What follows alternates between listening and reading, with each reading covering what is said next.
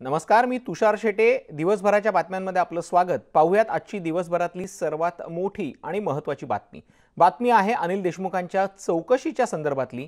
अनिल देशमुखांची गेल्या 5 तासांपासून चौकशी सुरू आहे।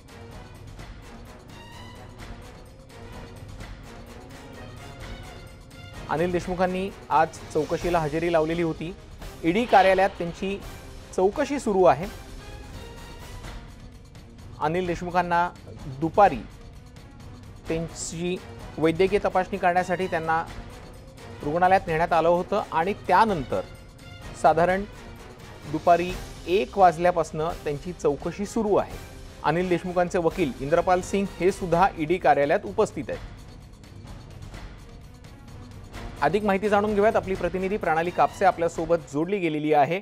प्रणाली, नेमके काही अपडेट कळतायत का? कारण की गेल्या 5 तासांपासून अनिल देशमुखांची चौकशी सुरू आहे आणि एक महत्त्वाचं म्हणजे जे काल पत्र व्हायरल झालेलं होतं परमवीर सिंहांचं की अनिल देशमुखांच्या संदर्भात माझ्याकडे कोणतेही नवे आरोप देण्यासाठी किंवा आरोप सिद्ध करण्यासाठी पुरावे नाहीयेत, त्या पार्श्वभूमीवरची आजची चौकशी किती महत्त्वाची मानली जाते? महत्वाचं म्हणजे जे पत्र परमवीर सिंग यांचं सापडलेलं आहे किंवा जे व्हायरल झालेलं आहे हे पत्र जुनं पत्र आहे। त्यामुळे या पत्राचा आता जी चौकशी चालू आहे त्यावर फारसा परिणाम होणार नाही असं या क्षेत्रातल्या जाणकारांचं म्हणणं आहे। आपण जर बघितलं तर एकूणच ही संपूर्ण प्रक्रिया जी आहे चौकशीची ही 6 तारखेपर्यंत चालणार आहे। आज सलग 1 वाजेपासून ही चौकशी सुरू आहे। अजूनही चौकशी जी आहे ती सुरू असल्याची माहिती मिळते आहे।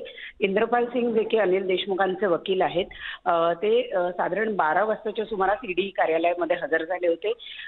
1:10 अनिल देशमुख हे ईडी कार्यालयात पोहोचले होते आणि साधारण तेव्हापासून ही संपूर्ण चौकशी जी आहे ती सुरू आहे। पुढचे 2 दिवस म्हणजे 6 तारखेपर्यंत अनिल देशमुख हे ईडीच्या कस्टडीमध्ये आहेत आणि तोपर्यंत ही संपूर्ण चौकशी चालेल।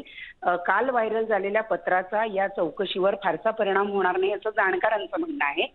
पण जे काही राजकीय प्रतिनिधी असतात किंवा जे काही राजकीय लोक असतात त्यांच्यामध्ये मात्र या पत्रामुळे नवीन चर्चांना उधाण आलं। अगदी खरं प्रणाली, तू सांगतेस त्या पद्धतीनं नवीन चर्चांना उधाण आलेलं आहे, मात्र त्या पत्राचा परिणाम या चौकशीवरती होणार नाहीये आणि गेल्या 5 तासांपासून अनिल देशमुखांची चौकशी सुरू आहे। धन्यवाद प्रणाली, तू दिलेल्या या माहितीसाठी।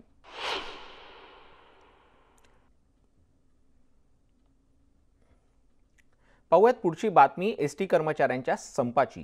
एकीकडे राज्यात दिवाळी साजरी होत असताना दुसरीकडे राज्यातल्या एसटी कर्मचाऱ्यांची दिवाळी काळी दिवाळी साजरी होते, कारण की राज्यभरात एसटी कर्मचारी आंदोलन करताना दिसतात। एकीकडे हे आंदोलन सुरू आहे तर दुसरीकडे मुंबई हायकोर्टानं एसटी कर्मचाऱ्यांना संप करण्यास मनाई केलेली आहे। त्यामुळे संपकरी कर्मचाऱ्यांवरती थेट बडतर्फीची कारवाई केली जाणार आहे। त्यामुळे संप तोडायचा की आपल्या न्याय मागण्यांसाठी संपात सहभागी व्हायचं या कात्रीमध्ये एसटी कर्मचारी सापडलेले आहेत। राज्यभरात एसटी कर्मचाऱ्यांचं आंदोलन सुरू आहे।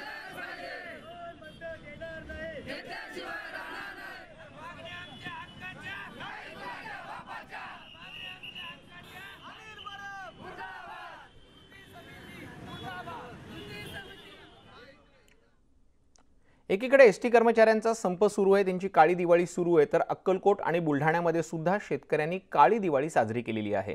अक्कलकोटच्या एसटी आगारात कर्मचाऱ्यांनी पिठलं भाकरी खात सरकारचा निषेध नोंदवलेला आहे। मागच्या 8 दिवसांपासून अक्कलकोटच्या कर्मचाऱ्यांचं उपोषण सुरू आहे, तर दुसरीकडे राज्य शासनाच्या शेतकरी विरोधी धोरणाच्या विरोधात घोषणा देत भाजपाच्या आमदार श्वेता महाले यांनी सुद्धा बेसन भाकरी खात शेतकऱ्यांसह काळी दिवाळी साजरी केलेली आहे।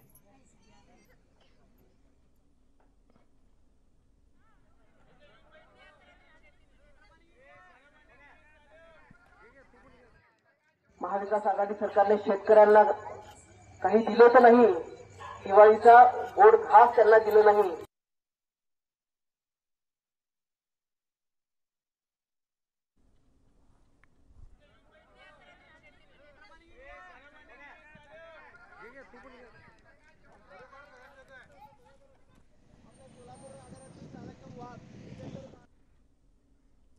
राज ठाकरेंनी मुख्यमंत्री उद्धव ठाकरेंना पत्र लिहिलेलं आहे आणि एसटी कर्मचाऱ्यांच्या संदर्भात त्यांनी हे पत्र लिहिलेलं आहे।